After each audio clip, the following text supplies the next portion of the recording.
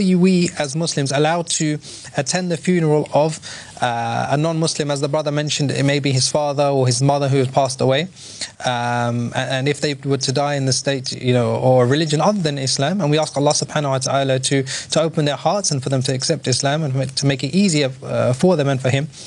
But if they were to pass away, or any other relative in a state other than Islam, are we allowed to go and attend that funeral prayer?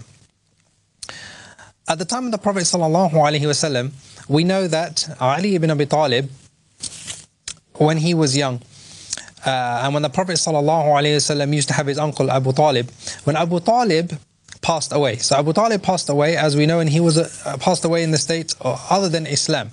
As he mentioned in Sahih Bukhari, the Prophet ﷺ came to Abu Talib, who was a non-Muslim, and he was on his deathbed, and he encouraged him to say the Shahada, and he said that these are words in which I will be able to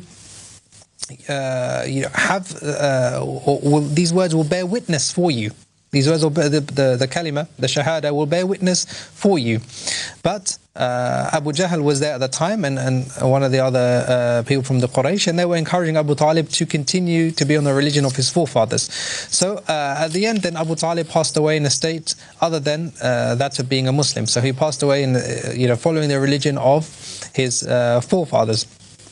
Ali ibn Abi Talib came to the Prophet ﷺ, and he said, am I allowed to bury Abu Talib? What should I do in this situation? So what did the Prophet ﷺ do? He said to Abu Talib, go and attend the funeral or take care of the funeral of Abu Talib.